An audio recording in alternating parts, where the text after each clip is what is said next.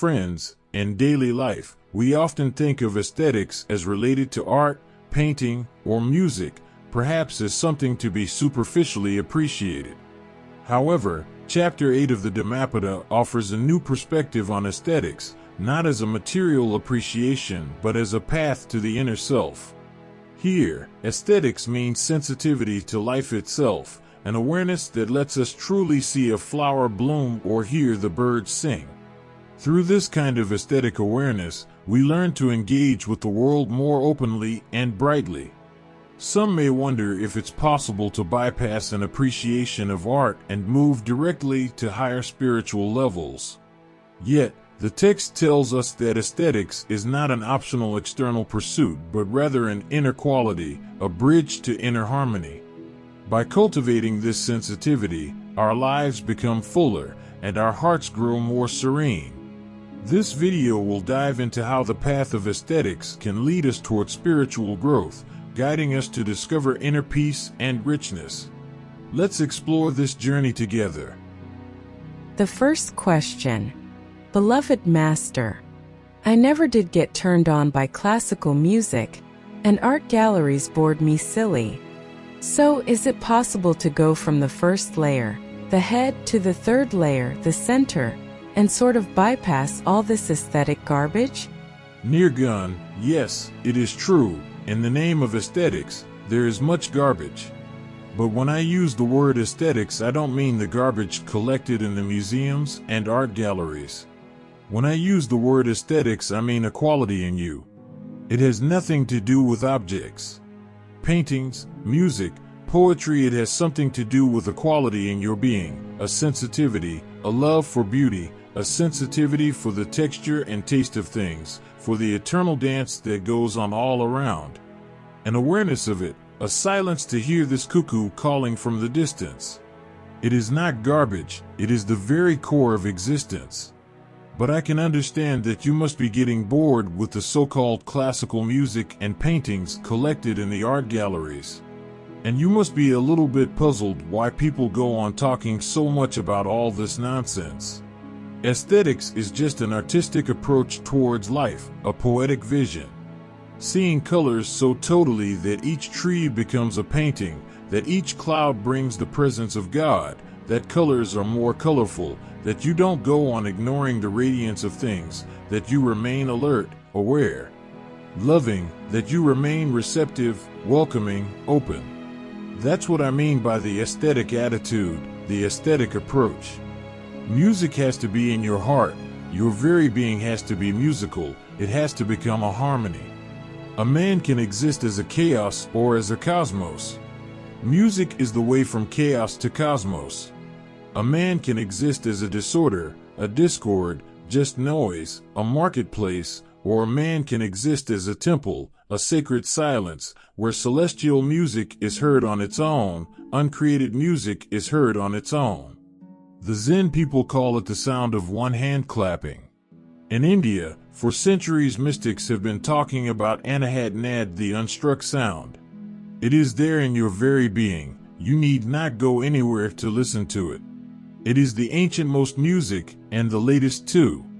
It is both the oldest and the newest. And it is the music of your own being, the hum of your own existence. And if you can't hear it, you are deaf. And there is no way, Nirgun, to bypass it. Museums you can bypass, art galleries you can bypass. In fact, you should bypass them. You need not be worried about art and art criticism. Forget all about it. But you have to become an artist of life itself. I say Buddha is a poet, although he never composed a single poem. Still, I insist that he is one of the greatest poets who has ever lived. He was not a Shakespeare, a Milton, a Kalidas, a Rabindranath, no, not at all. But still I say, Shakespeare, Milton, Kalidas, Rabindranath are nothing compared to his poetry.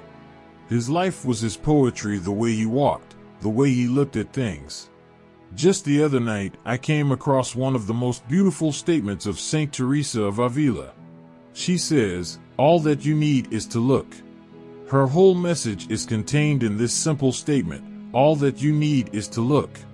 The capacity to look and you will find God. The capacity to hear and you will find His music. The capacity to touch and every texture becomes His texture. Touch the rock and you find God. It is not a question of objects of art. It is a question of an inner approach, a vision of seeing things artistically. And, Nirgun, you have that quality. In fact, because of that quality you were bored by classical music and you were bored by galleries because in an unconscious way, in a groping way, you feel something far superior inside you. But you are not yet fully aware of it. Bypass the art galleries and you will not be losing anything. But you cannot bypass the aesthetic layer of your being. You have to go through it. Otherwise you will always remain impoverished. Something will be missing, something of immense value. Your enlightenment will never be total. A part of your being will remain unenlightened. A corner of your soul will remain dark, and that corner will remain heavy on you. One has to become totally enlightened. Nothing should be bypassed. No shortcuts are to be invented. One has to move very naturally through all the layers, because all those layers are opportunities to grow. Remember it, whenever I use the words music or poetry or painting or sculpture, I have my own meaning. When Helen Keller, the blind woman, came to India, she visited Jawaharlal Nehru. She was blind, deaf. She touched Nehru's face. With both her hands she felt Nehru's face, and she was immensely delighted. She expressed her great joy. She stated, "I have felt the same quality in Nehru's face as I felt when I touched beautiful Roman statues, the same coolness and the same proportion and the same form." Now this woman has a heart of a sculptor, blind, deaf, but she has the genius of a great artist. Because she was deaf and blind, she had to find new ways to feel life. And sometimes curses prove blessings. She would touch water, she would feel its coolness, its flow, its life, its vibe. You will never feel it, because you can see the water, you can say, "What is there?" Because she could not see, she could only feel the texture of a rock. You can see and you will miss, you will not feel the texture of it. Sometimes it is tremendously significant to close your eyes and just touch the rock, and feel as if you are blind and you have only hands and you have to use the hands as your eyes. And you will be surprised you are in for a surprise. For the first time you will see that the texture has its own dimension. Because she had no eyes and no ears, her sense of smell was just at the optimum. She could feel the perfume of things, of people. She could discriminate between one tree and another tree just by the fragrance of it. She could even distinguish persons just by their smell. Now she is as aesthetic as any Picasso, Dali, Van Gogh, or even more so. Nirgun, the aesthetic garbage is certainly there, because whatsoever man creates in his unconsciousness is bound to be garbage. The paintings of Picasso represent the mind of Picasso. Now this man seems to be insane somewhere deep down. In fact, his paintings are a way to remain sane. His paintings are cathartic. What you do in your dynamic meditation, he is doing through his paintings, throwing out tensions, nightmares, all the ugliness that is in the mind. It has to be thrown out of the system, and it can be done through painting very easily. Carl Gustav Jung used to tell his patients to paint. And many insane people have painted really beautiful paintings. But, certainly, those paintings are insane. How can an insane person paint a sane painting? It may have a certain beauty of its own, the beauty of insanity. It may have a certain proportion, a certain arrangement of colors, or it may even have a certain vision, but something of his insanity is bound to be lurking there around it. And Jung became aware, slowly, that through painting insane people can be helped tremendously. Painting can become a therapy. And, certainly, he is right. If you can paint your nightmares, you will be getting free from them. It is an expression. Expression always brings freedom. Repression brings bondage, expression brings freedom. And this is one of the beautiful ways to express, to paint. If you are afraid of death, tortured by the idea of death, if you have nightmares about death, and you can paint many paintings of death, you will get rid of those ideas. You have brought them to the conscious from the unconscious. Anything that is brought to the conscious from the unconscious, you become free of it. But humanity has been doing just the opposite. We have been told for centuries to throw things from the conscious to the unconscious. That's what repression is. Yes, in a way, you appear to have got free of them, but not really. In fact, they have gone deeper in you, they have sunk deeper in you. They will trouble you even more. Now they will control you from the unconscious, and you will not even be aware of them. The whole approach of psychoanalysis is against repression. Bring all that is repressed in the unconscious to the conscious. It can be done in many ways. Psychoanalysis is the longest route. It takes 3 years, 6 years, even 10. Then too, the analysis is never complete. There is not a single person in the whole world whose psychoanalysis is complete and finished. It cannot be finished because the process is slow. Twice a week or thrice a week you see your psychoanalyst. Lying on the psychoanalyst's couch, you throw out your garbage for 1 hour. He listens patiently, at least he pretends that he is listening patiently. And because he is listening, you go on bringing it out. He gives you encouragement, so you go on digging deeper and deeper, and you bring things from the unconscious to the conscious. His presence, his expertise, his name, his authority make you courageous. You are not afraid of bringing things up which would scare you if you brought them up when you were alone, because you would see yourself on the verge of going mad. But his authority and his presence, and that may be only in your belief, because he himself may be more insane than you are. But you can have just a belief that he knows that he will be able to help, that he is there, so you need not be afraid. You can go and dig deep into your unconscious. The more you bring to the conscious, the more you are freed. It is very unburdening. But once, twice, or thrice a week you unburden, and the whole week you go on gathering again. The 3 hours doing is undone, you remain the same. It becomes a vicious circle. In the society, in the family, you again accumulate repressions, and you go to the analyst and you express those suppressions. A little bit unburdened, you are back in the society, the same people. You listen to the same priest, you read the same newspaper, you go to the same political rally. You remain a communist or you remain a Catholic. The same wife, the same husband, the same children, the same people to associate with. Again, repression happens. This is a very temporary relief. Many other ways are being found. Painting is one of the ways, far more significant, because the unconscious knows the language of pictures and not the language of words. The unconscious expresses itself in pictures. That's why in your dreams your unconscious expresses itself more adequately. Hence the psychoanalyst wants to know about your dreams more and more. Dreams are a pictorial, primitive language, unsophisticated, more innocent. And that's exactly what happens when you paint. Painting is bringing your dreams out into the light. It can help tremendously.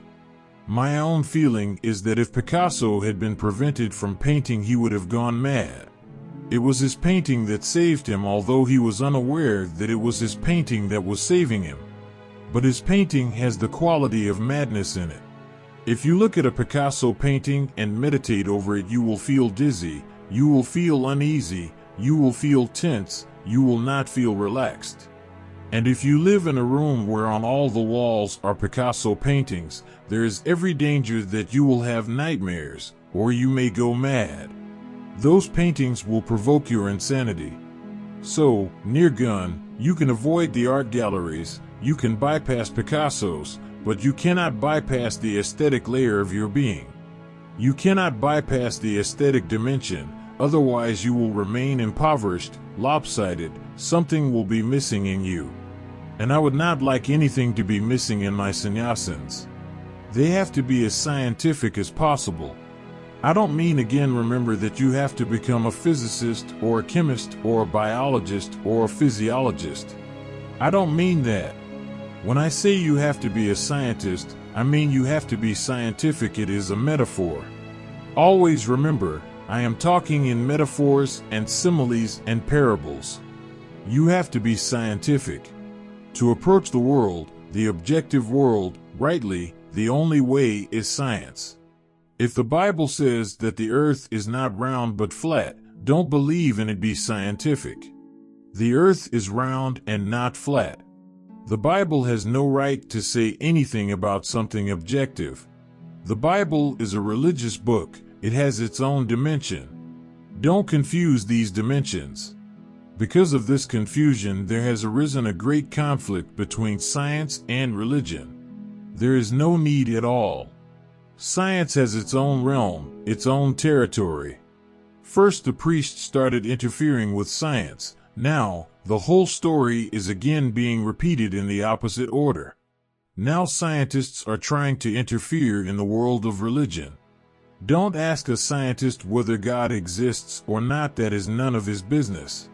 What does he know about God? That is not his dimension. And whatsoever he says about God is stupid. Whatsoever he says is going to be wrong.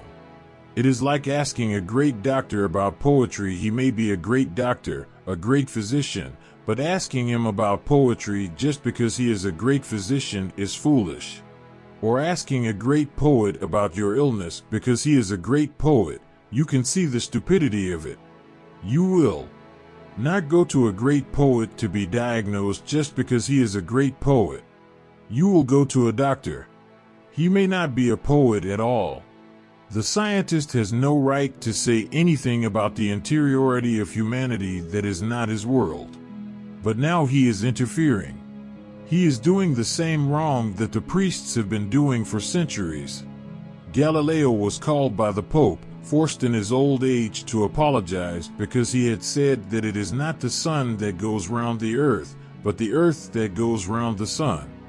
Now, it is against the Bible. The priests were very much annoyed. How can you deny the Bible? Who are you? In his old age he was 70, ill, bedridden. He was forced to go to the court.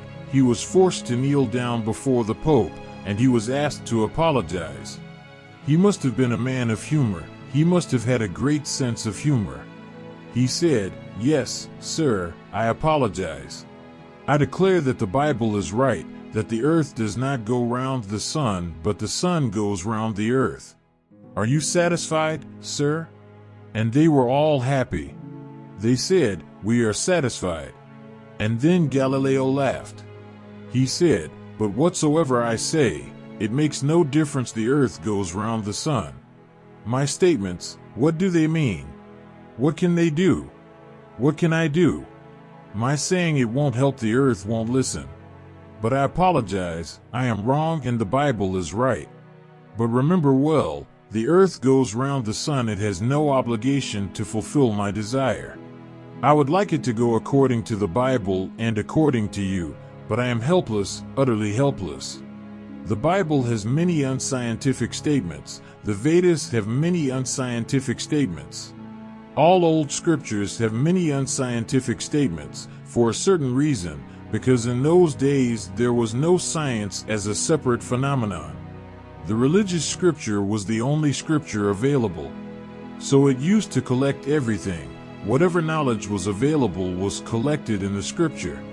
It contains art, it contains mathematics, it contains geography, it contains history, it contains science, it contains everything that was available. And the knowledge was so small that it could be contained in a single scripture. But now, centuries have passed, man has grown, has come of age. Now, science has its own world. We should drop all that is scientific from the religious scriptures. They have nothing to do with it. Neither does science have anything to do with religious scriptures or the religious dimension. But this is how stupid minds go on quarreling. I would like you to be scientific as far as the world is concerned. Be scientific. As far as your inner reality is concerned, be religious. And there is a world between the two, the world of in-between, the twilight world, where the objective and the subjective meet. That is the world of aesthetics. About that, be an artist, be a poet, be a musician. All these dimensions fulfilled and you will become spiritual. All these dimensions enriched will make you the fourth man, the spiritual man. My sannyasins have to be the fourth integrated, whole. Nothing has to be bypassed, nirgun. Everything has to be lived, loved, experienced. Everything has to be absorbed so that you become as rich as it is possible to become. The second question, beloved Master, will you say something more about relaxation? I am aware of a tension deep at the core of me and suspect that I have probably never been totally relaxed. When you said the other day that to relax is one of the most complex phenomena possible, I glimpsed a rich tapestry in which the threads of relaxation and letgio were deeply interwoven with trust, and then love came into it, and acceptance, going with the flow, union and ecstasy. Anurag, total relaxation is the ultimate. That's the moment when one becomes a Buddha. That is the moment of realization, enlightenment, Christ consciousness. You cannot be totally relaxed right now. At the innermost core, attention will persist. But start relaxing. Start from the circumference, that's where we are, and we can start only from where we are. Relax the circumference of your being, relax your body, relax your behavior, relax your acts. Walk in a relaxed way, eat in a relaxed way, talk, listen in a relaxed way. Slow down every process. Don't be in a hurry and don't be in haste. Move as if all eternity is available to you. In fact, it is available to you. We are here from the beginning and we are going to be here to the very end, if there is a beginning and there is an end. In fact, there is no beginning and no end. We have always been here and we will be here always. Forms go on changing, but not the substance. Garments go on changing, but not the soul. Tension means hurry, fear, doubt. Tension means a constant effort to protect, to be secure, to be safe. Tension means preparing for the tomorrow now, or for the afterlife. Afraid tomorrow you will not be able to face the reality, so be prepared. Tension means the past that you have not lived really, but only somehow bypassed. It hangs, it is a hangover, it surrounds you. Remember one very fundamental thing about life: any experience that has not been lived will hang around you, will persist. Finish me. Live me. Complete me. There is an intrinsic quality in every experience that it tends and wants to be finished, completed. Once completed, it evaporates. Incomplete, it persists, it tortures you, it haunts you, it attracts your attention. It says, "What are you going to do about me? I am still incomplete, fulfill me." Your whole past hangs around you with nothing completed because nothing has been lived really, everything somehow bypassed, partially lived, only so, in a lukewarm way. There has been no intensity, no passion. You have been moving like a somnambulist, a sleepwalker. So that past hangs, and the future creates fear. And between the past and the future is crushed your present, the only reality. You will have to relax from the circumference. The first step in relaxing is the body.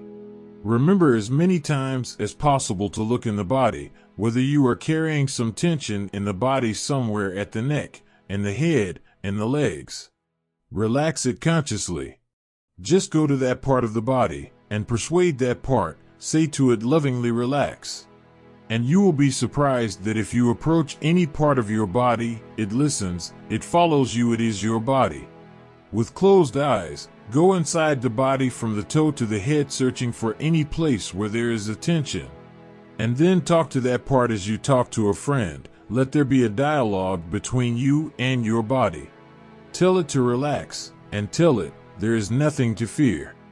Don't be afraid. I am here to take care, you can relax. Slowly, slowly, you will learn the knack of it. Then the body becomes relaxed. Then take another step, a little deeper, tell the mind to relax. And if the body listens, mind also listens, But you cannot start with the mind, you have to start from the beginning. You cannot start from the middle. Many people start with the mind and they fail. They fail because they start from a wrong place. Everything should be done in the right order. If you become capable of relaxing the body voluntarily, then you will be able to help your mind relax voluntarily. Mind is a more complex phenomenon. Once you have become confident that the body listens to you, you will have a new trust in yourself. Now even the mind can listen to you. It will take a little longer with the mind, but it happens. When the mind is relaxed, then start relaxing your heart, the world of your feelings, emotions, which is even more complex, more subtle. But now you will be moving with trust, with great trust in yourself. Now you will know it is possible. If it is possible with the body and possible with the mind, it is possible with the heart too. And then only, when you have gone through these 3 steps, can you take the 4th. Now you can go to the innermost core of your being, which is beyond body, mind, heart, the very center of your existence. And you will be able to relax it too. And that relaxation certainly brings the greatest joy possible, the ultimate in ecstasy, acceptance. You will be full of bliss and rejoicing. Your life will have the quality of dance to it. The whole of existence is dancing, except man. The whole of existence is in a very relaxed movement. Movement there is, certainly, but it is utterly relaxed. Trees are growing and birds are chirping and rivers are flowing, stars are moving, everything is going in a very relaxed way. No hurry, no haste, no worry, and no waste. Except man. Man has fallen a victim of his mind. Man can rise above gods and fall below animals. Man has a great spectrum. From the lowest to the highest, man is a ladder. Anurag, start from the body, and then go, slowly, deeper. And don't start with anything else unless you have first solved the primary. If your body is tense, don't start with the mind. Wait. Work on the body. And just small things are of immense help. You walk at a certain pace, that has become habitual, automatic. Now try to walk slowly. Buddha used to say to his disciples, walk very slowly, and take each step very consciously. If you take each step very consciously, you are bound to walk slowly. If you are running, hurrying, you will forget to remember. Hence Buddha walks very slowly. Just try walking very slowly, and you will be surprised a new quality of awareness starts happening in the body. Eat slowly, and you will be surprised there is great relaxation. Do everything slowly, just to change the old pattern, just to come out of old habits. First the body has to become utterly relaxed, like a small child, then only start with the mind. Move scientifically, first the simplest, then the complex, then the more complex. And then only can you relax at the ultimate core. You ask me, Anurag, will you say something more about relaxation? I am aware of a tension deep in the core of me and suspect that I have probably never been totally relaxed. That is the situation of every human being. It is good that you are aware millions are unaware of it. You are blessed that you are aware, because if you are aware then something can be done. If you are not aware, then nothing is possible. Awareness is the beginning of transformation. And you say, when you said the other day that to relax is one of the most complex phenomena possible, I glimpsed a rich tapestry in which the threads of relaxation and let go were deeply interwoven with trust. And then love came into it, and acceptance, going with the flow, union and ecstasy. Yes, Anurag, relaxation is one of the most complex phenomena, very rich, multidimensional. All these things are part of it: let go, trust, surrender, love, acceptance. Going with the flow, union with existence, egolessness, ecstasy. All these are part of it, and all these start happening if you learn the ways of relaxation. Your so-called religions have made you very tense, because they have created guilt in you. My effort here is to help you get rid of all guilt and all fear. I would like to tell you, there is no hell and no heaven. So don't be afraid of hell and don't be greedy for heaven. All that exists is this moment. You can make this moment a hell or a heaven, that certainly is possible, but there is no heaven or hell somewhere else. Hell is when you are all tense, and heaven is when you are all relaxed. Total relaxation is paradise. The third question, Beloved Master.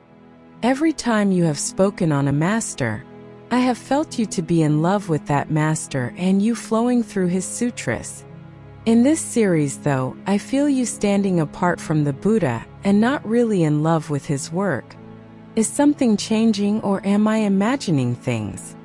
Nishant, you are not imagining things. With me, you will have to be always on the move. Things will be changing. As you grow up, I will be telling you things which I could not tell you before. It is not that my love for Buddha is less. My love cannot be less or more. My love is just love. It is a quality. It has no quantitative dimension to it. It can never be less or more. It simply is.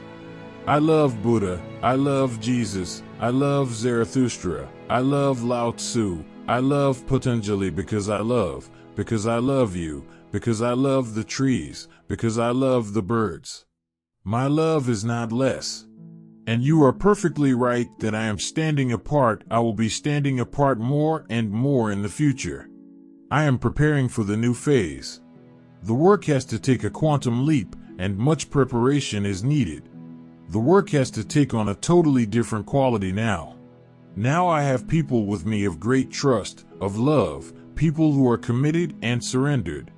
In the beginning, I was talking to the masses. It was a totally different kind of work. I was in search of disciples. Talking to the masses, I was using their language. Talking to the masses was talking to a primary class. You can't go very deep. You have to talk superficially. You have to look to whom you are talking. Then, slowly, a few people started turning from students to disciples. Then my approach changed. It was now possible to communicate on higher levels. Then disciples started changing into sannyasins. They started becoming committed. They started becoming involved with me, with my destiny. My life became their life. My being became their being. Now communication took a jump. It became communion. Now I have got enough sannyasins. The work will have to move deeper. I was talking about Buddha before, and I was talking as if I was simply allowing him to flow through me. Now this is not going to be the case. This series is the beginning of a new phase. Nishant, you have suspected rightly. Now I will have to make it clear what the points are in which I differ from Buddha, from Jesus, from Krishna. I have to make it very clear where I differ from them. 25 centuries have passed since Buddha. Much has happened since then, much. Water has flowed down the Ganges. Everything has changed. If Buddha comes into the world, he will not be able to recognize that it is the same world that he had left. I belong to this century. In these 25 centuries, many new things have been added. For example, Buddha knew nothing about science. He could not. I am not saying that he should have known. He could not. It was impossible. Albert Einstein had not happened yet. Buddha was not aware of many things of which we are aware. I am aware. I have to incorporate all those things. Sigmund Freud and Karl Marx and Albert Einstein and many more have to be incorporated. Religion has to become more and more rich every day. I will have to make it clear where I differ. I will have to make clear what more I am trying to add to the religious heritage. I will not be just a vehicle anymore. That phase is complete. It was needed up to now, because I wanted the people who loved Buddha, I wanted to approach them. The people who loved Mahavira, I wanted to approach them. The people who loved Jesus, I wanted to approach them. Humanity is divided. A few are with Jesus, a few are with Buddha, a few are with Krishna, and so on and so forth. There are no free human beings available. I had to pick and choose from different sects, from different communities, from different religions. The only way was, To speak the way Buddha spoke, then only would a few Buddhists become involved with me, otherwise it would have been impossible for them, they would not have understood me. Now they have become involved with me, it is going to be a totally different matter. Now their love has arisen for me, it is easy for me to say where I differ from Buddha and they will be able to understand. It won't create any trouble for them, it will not be confusing to them. But remember, my love is not less because I am standing apart, my love is the same. My love is not going to change, it is not something that can change. But more and more it will happen, I will stand apart and separate. Now I have got my own people. And I have to make it very clear where I differ, where I am trying to give something new, something more, where I am trying to enrich the heritage, where I am contributing. And sometimes I will have to criticize too, but I love so much that I can criticize. Sometimes I am going to criticize Buddha, Mahavira, Jesus. Not that I don't love them, I love them, otherwise why should I speak on them? Even if I criticize them, that means my love is so much that I will take even that trouble to criticize them. Buddha has given much to humanity, but humanity is an ongoing process. And everything that happens to humanity brings its advantages and also brings its disadvantages. In this world, nothing can remain absolutely pure. When it rains, the water is pure. The moment it touches the earth, in fact, even before that, the moment it enters into the atmosphere, the polluted air starts contaminating it. The earth is surrounded by a thick layer of air. When the water enters into this layer of air, it starts becoming polluted. And when it falls on the earth, it becomes muddy, it becomes dirty. Still it is water, but it is no longer pure. That's what happens to every truth. When Buddha uttered something, it was absolutely pure. The moment it was heard by people, it became impure. When it was recorded, and remember it was recorded after many years, after 300 years, now can you imagine that people can record after 300 years exactly the same thing that Buddha said? It is impossible. People are people, they will automatically destroy it, distort it, they will give their own colors to it. The day Buddha died, his followers were divided into 36 schools immediately. 36 interpretations. Nobody was agreeing on what he said, or even if they were agreeing about the words, they were not agreeing about the meaning that was given to the words. I am reminded, in the last year of his life, Sigmund Freud called all his disciples the important ones, the chief ones. He was feeling death coming close by. He must have heard the first steps of death, and he wanted to have a last gathering. They were sitting at the table, near about 30 people from all over the world, all the chief disciples, and they started arguing about something that Freud had said a few days before. Freud was there. He was the host, but they completely forgot about Freud. They became so involved in the argument. Somebody was saying one thing, and somebody else was saying something else, and somebody else was contradicting both. And they were arguing about what Freud really meant. And Freud watched, listened, and then shouted, "Stop all this nonsense. Do you think I am dead? I am here, present. Why don't you ask me what my meaning was? And if you can do this to me while I am alive, what are you going to do when I am dead? You don't bother to ask me, and you have wasted 1 hour in arguing with each other, fighting, getting irritated, annoyed, shouting at each other, and the master is present. And Freud is not an enlightened man. If this can happen to an unenlightened person, what about the Buddha who speaks from the highest peaks of existence? The moment he utters something, it is no longer the same as it was in his heart. When it is heard, it is no longer the same as it was uttered. When it is interpreted, it is totally something else. Many times I will criticize. Many times I will tell you about all the advantages and all the disadvantages that have happened. Buddha is the purest religious dimension, the purest possible, but how can I avoid saying that he is a one-dimensional man? If I don't say it, it will be untrue. If I don't say it, my love for truth is not total then. I have to say it, that he is one-dimensional, the purest in his dimension, but he lacks the other dimensions. He has no appreciation of beauty, not at all. He has no appreciation of music, not at all. He has no appreciation of love, not at all. The aesthetic dimension is missing, he has bypassed it. And he has no scientific approach, he cannot have science was not yet developed enough. He is one-dimensional purity, but one-dimensional. And because he is one-dimensional, this whole country has remained one-dimensional. Buddha is one-dimensional, Mahavira is one-dimensional, Patanjali is one-dimensional. All the great religious masters of this country were religious people. They reached to the purest religious experience, and they tried to convert the whole country to their vision. But the disadvantage was that the country became poor. Without science, no country can ever become rich. The country became outwardly ugly, starving Illinois. Without science and technology, no country can be outwardly beautiful, healthy, affluent. Now, I cannot avoid mentioning it, that will not be true, and that will not be right either. That will be deceiving you. That will be a crime against humanity. It is time that somebody should have the guts to say it. Nobody in the whole world is doing it, and the time is ripe that somebody should shout and say that Buddha, Mahavira, Patanjali, Lao Tzu are immensely beautiful people.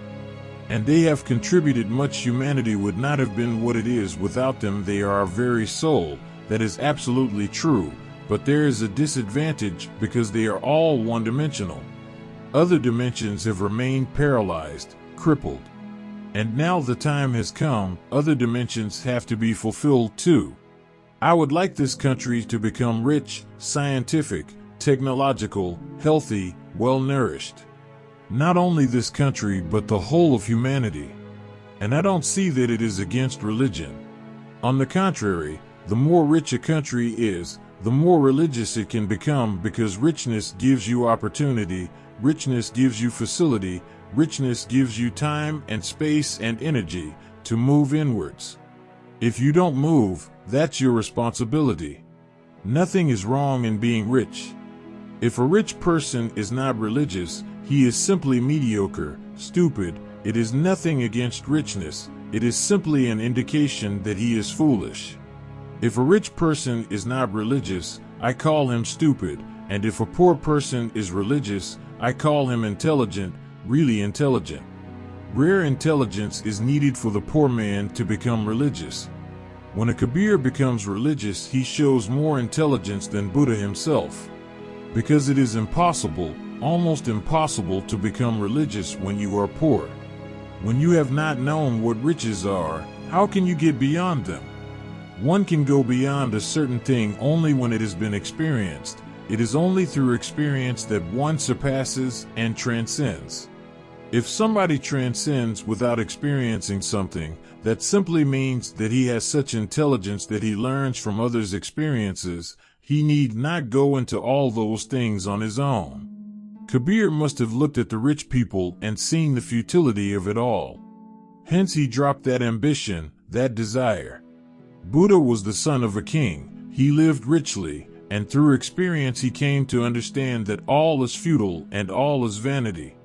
He came through his own experience. Kabir came by watching others' experiences. Certainly, Kabir needs more intelligence. Poor persons can become religious, but poor societies cannot become religious.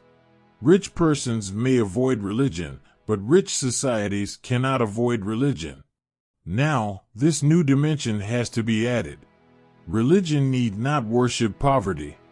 Religion need not console poor people by saying false things to them, by consoling them, by giving them invented theories of past lives and future lives and fate, etc.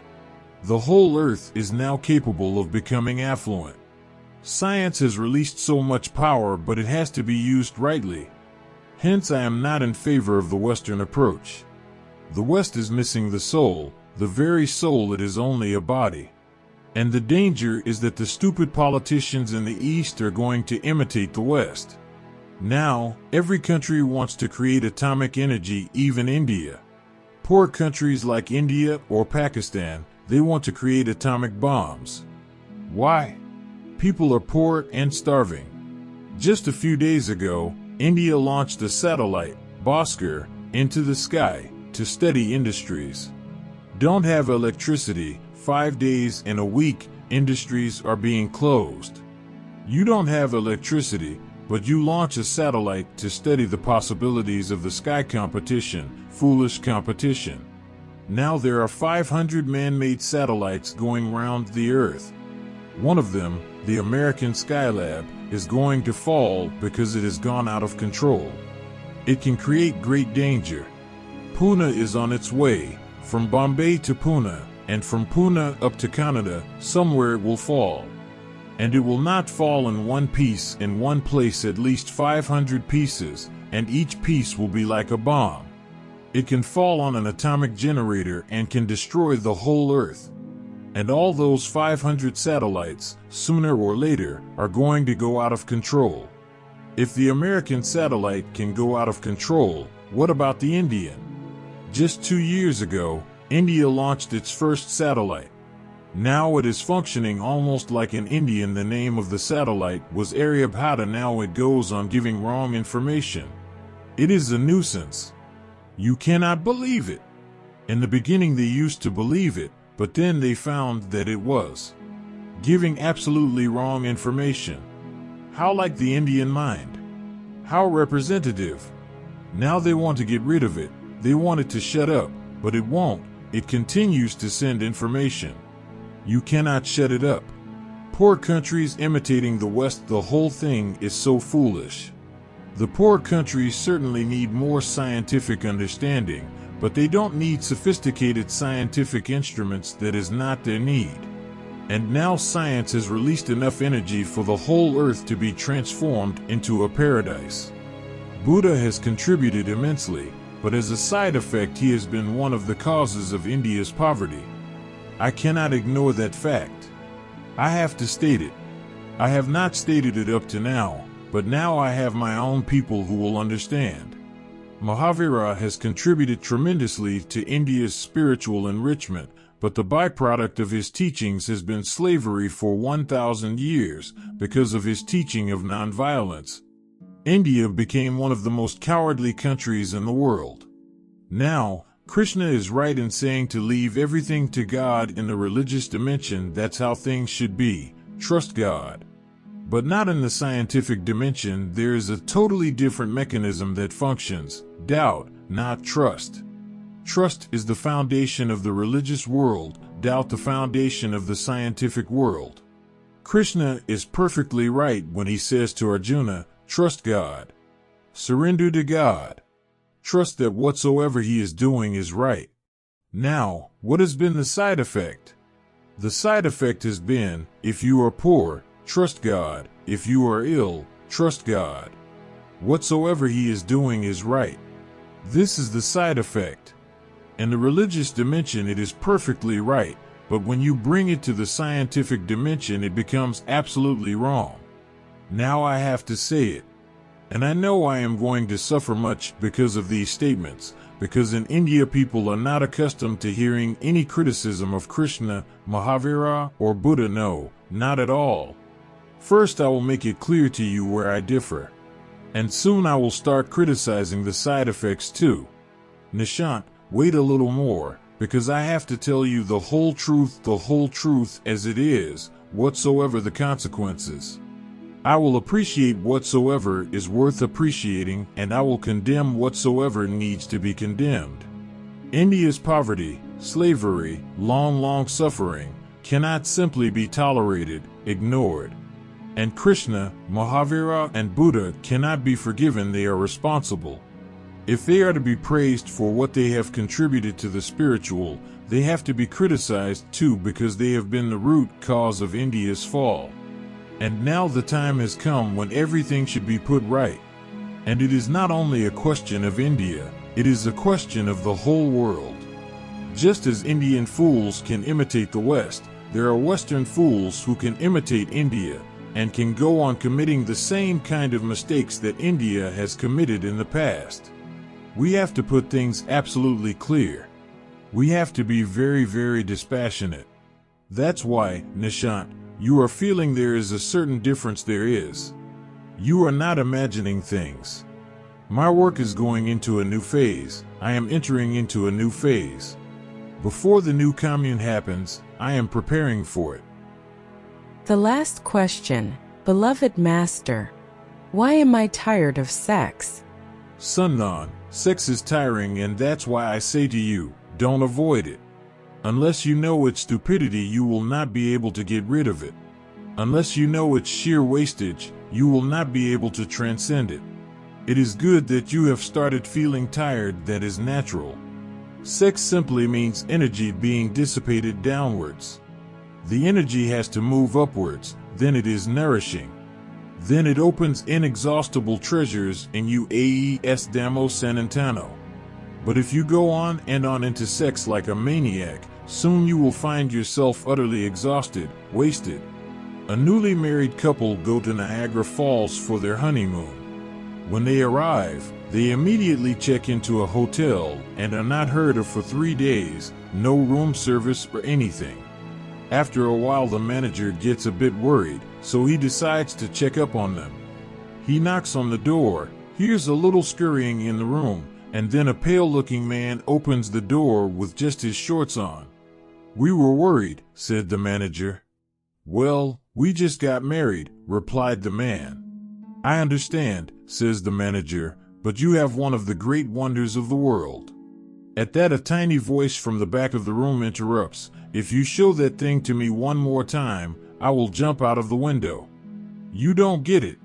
3 days continuously, the woman is bound to jump out of the window. Man can go on living stupidly only to a certain extent. Beyond that, he has to become aware of what he is doing to himself. Sunnan, it is time now. There are far more important things in life than sex. Sex is not all. It is significant, but not all. If you remain trapped in it, you will miss all the glories of life. And I am not against sex, remember. That's why my teaching becomes a little contradictory. I am a paradox. I cannot help it because truth itself is a paradox.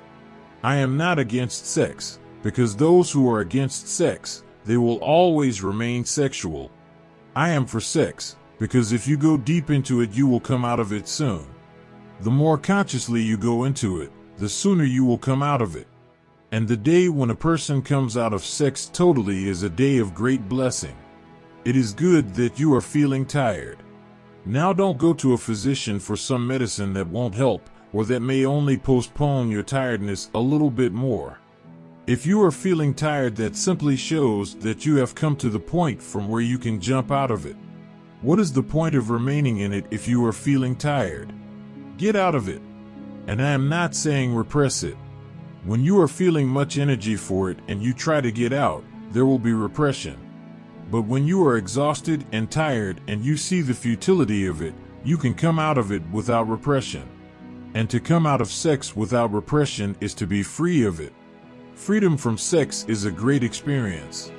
Freedom from sex makes your energies available for meditation, for samadhi. Enough for today. Friends, today's video has led us to a new understanding of aesthetics, not just as an appreciation of art, but as a profound connection with ourselves and with life itself. Cultivating aesthetics becomes a way to inner peace, a path of spiritual practice. When we bring this awareness into our daily lives, we start to see unique beauty in what once seemed ordinary. I hope today's content inspires you to experience the details of life through an aesthetic lens. Remember to like, subscribe, and share the video to help others discover the true value of aesthetics. Thank you for watching, and see you next time.